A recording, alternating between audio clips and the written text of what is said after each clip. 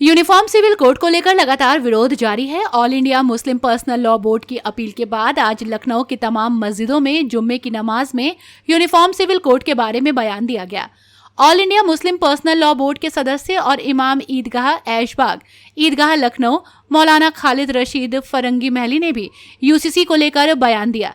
उन्होंने कहा कि इस मुल्क में हर मजहब के लोग रहते हैं और यूसीसी आने के बाद उनके अधिकारों का हनन होगा, इसलिए इसका लागू होना देश के लिए अच्छा नहीं है।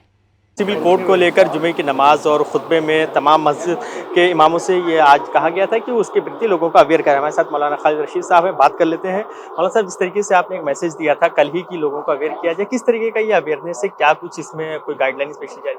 ये पर्सनल लॉ बोर्ड ने अपील की कि तमाम मस्जिद के इमाम पूरे मुल्क में लोगों को नमाज के खुतबे में इस बात से अवेयर कराएं कि ये मुस्लिम पर्सनल लॉज क्या हैं और उसकी हम लोग क्यों हिफाजत की बात कर रहे हैं, और क्योंकि ये हर मुसलमान के लिए लाजमी है कि अपनी ज़िंदगी पर्सनल लॉज के मुताबिक गुजारे, और यूनिफॉर्म सिविल कोड की हम लोग क्यों मुखालफत कर रहे हैं। ये तमाम बातें भी आपने देखा कि जुमे की तकरीर में लोगों को बताई गई। और इसी के साथ साथ ये भी अपील की गई कि ज़्यादा से ज़्यादा लोग अपने लॉ कमीशन तक अपनी बात पहुँचाएँ।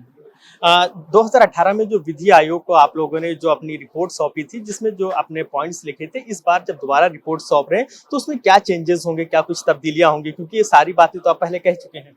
ये ऑलरेडी पर्सनल लॉ बोर्ड की तरफ से ड्राफ्ट लॉ कमीशन को भेजा जा चुका है, और बहुत ही हमारे लीगल एक्सपर्ट्स ने बहुत ही डिटेल में ये ड्राफ्ट बनाया है, जिसमें मुस्लिम पर्सनल लॉज और मुल्क के कॉन्स्टिट्यूशन सबका हवाला दे करके, और मुल्क में जो रिलीजियस फ्रीडम है और जो कस्टम और ट्रेडिशंस हैं, इन तमाम बातों का हवाला देते हुए इस ड्राफ्ट में लॉ कमीशन तक बात पहुंचाई गई है। और हमें पूरी उम्मीद है कि जिस तरीके से 5 साल पहले इसमें कामयाबी मिली थी, इस बार भी कामयाबी इंशाल्लाह मिलेगी। एक आखिरी सवाल है कि दूसरे धर्म के लोगों से भी क्या आपकी बात चल रही है, उनको भी समझाएंगे? और अभी क्यूआर कोड और ईमेल के जरिए आप अपना विरोध जता रहे हैं, आगे क्या कोई प्रदर्शन होगा या सड़कों पे कुछ ऐसा होगा? ये दूसरे जो मजहबी लीडर्स हैं उनसे भी बातचीत चल रही है, और कुछ लोगों ने इस सिलसिले में, दूसरी कम्युनिटीज़ ने भी यूसीसी के ख़िलाफ़ अपने बयानात जारी किए हैं, और वो लोग भी इसकी मुखालफत कर रहे हैं। पर्सनल लॉ बोर्ड ने अब ये सिर्फ लॉ कमीशन तक अपनी बात पहुंचाने को कही है, किसी किस्म का सड़कों पर एहतिजाज करने से कतई तौर पर मना किया गया। ऐशबाग ईदगाह के कैंपस में all India Muslim personal law board की तरफ से यूसीसी को लेकर लोगों को जागरूक किया गया। साथ ही मस्जिद के बाहर लगे बारकोड के जरिए लोगों से उनकी राय लॉ कमीशन में दर्ज कराने की बात कही गई। जुम्मे की नमाज अदा करने आए नमाजियों ने बारकोड स्कैन करके लॉ कमीशन को ईमेल के माध्यम से अपना विरोध दर्ज कराया। इस मौके पर नमाजियों ने क्या कुछ कहा, आइए देखते हैं। यूनिफॉर्म सिविल कोड को लेकर जिस तरीके से लगातार विरोध जारी है, ऐशबाग ईदगाह में हम हैं, आपको दिखा सकते हैं कि बाकायदा यहाँ पर ये बोर्ड के ऊपर ये स्कैनर लगाया गया है, जिसमें साफ तौर पे उर्दू, इंग्लिश और हिंदी में ये लिखा है। जिस तरीके से आप देख सकते हैं कि यूनिफॉर्म सिविल कोड के खिलाफ अपना जवाब दाखिल करें। बगल में लिखा है अंग्रेजी में, submit your answer against the uniform civil code. हमारे साथ मौलाना सुफियान साहब हैं, बात कर लेते हैं। सुफियान साहब, हम देख रहे हैं कि लगातार आप लोगों को अवेयर कर रहे हैं, क्या रिस्पॉन्स आ रहा है? आम लोगों को इसके प्रति किस तरीके से जागरूक कर रहे हैं और उनको यूसीसी कितना समझ में आ रहा है? ये देखिए, यूसीसी एक ऐसा कानून है कि जो अगर थोड़ा बहुत भी आप आवाम के अंदर जागरूकता पैदा करेंगे तो बहुत आसानी से उनके समझ में ये आएगा कि ये हमारी मजहब, हमारी शरीयत और हमारे फंडामेंटल राइट के कितना खिलाफ है।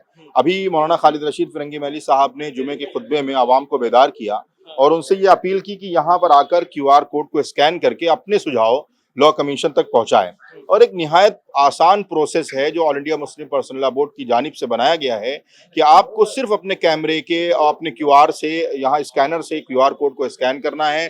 स्कैन करने के बाद आप वहां पर जाते हैं, आपको लैंग्वेज चुननी है। लैंग्वेज चुनने के बाद ओपन जीमेल करना है। जीमेल के बाद वो जो परफॉर्मा जो एक जीमेल का जो सुझाव है वो ऑलरेडी वहां पर मेंशन है, वो वहां जाकर आपको अपना क्लिक का सेंड का बटन दबा देना है। वो सुझाव आपका पर्सनल लॉ बोर्ड और लॉ कमीशन तक पहुंच जाएगा। सर, एक सवाल ये खड़ा होता है कि कई तरीके की बातें हो रही हैं कि हिंदुस्तान में कई धर्म के लोग, मजहब के लोग रहते हैं, उनका विरोध खुलकर सामने नहीं आ रहा है, तो अल्पसंख्यक या मुस्लिम समुदाय ही क्यों विरोध कर रहा है? एक सवाल ये। दूसरा ये, क्योंकि चाहे क्रिश्चियन हो या फिर हिंदू हो, उनके अभी धर्मगुरु या इस तरीके के पब्लिक डोमेन में जैसे आपका विरोध सामने आया वो नहीं आ रहा है।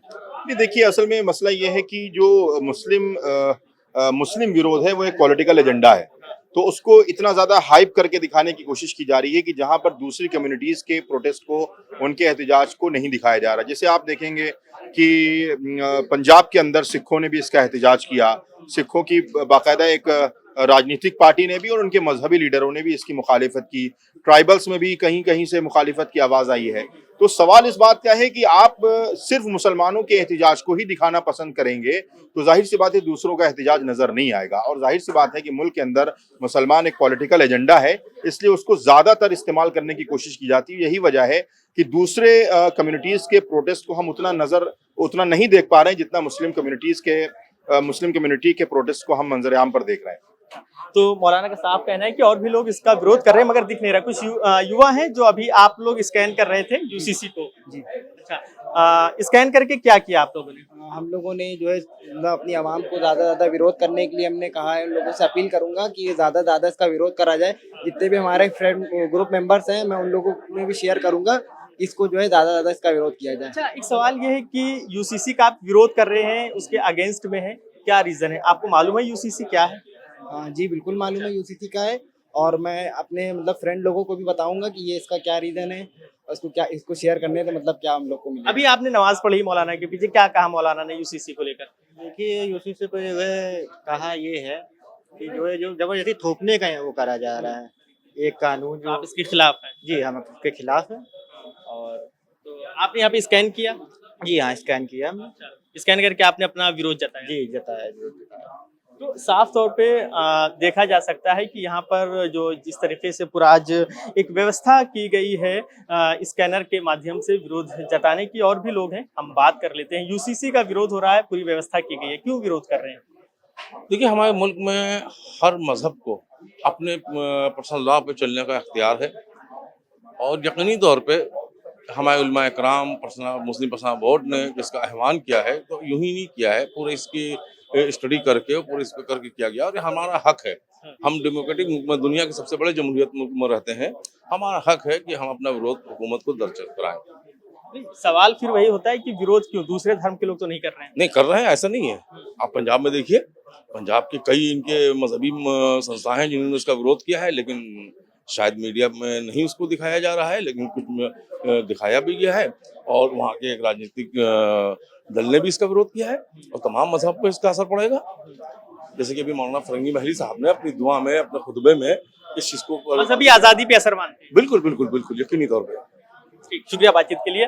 तो साफ तौर पे आज यहाँ पे एक पूरा एक खाका जो तैयार किया गया है यूसीसी ड्राफ्ट का, अब उसके खिलाफ एक जो जिस तरीके से यहाँ पे विरोध जताया जा रहा है, मौलाना खालिद रशीद ने बताया। साथ ही तमाम लोगों ने कहा कि यूसीसी का असर इनकी नहीं बल्कि तमाम जितने भी हिंदुस्तान में मजहब के अलग अलग फॉलोवर्स हैं, मानने वाले हैं, उनकी मजहबी आज़ादी पे असर पड़ेगा। यही वजह है कि ये यूसीसी का विरोध कर रहे हैं। अब देखने वाली बात काफी अहम है कि इस विरोध का कितना असर होता है। वीडियो जर्नलिस्ट मिराज खान के साथ फरीदुल हसन, #भारत न्यूज़ लखनऊ।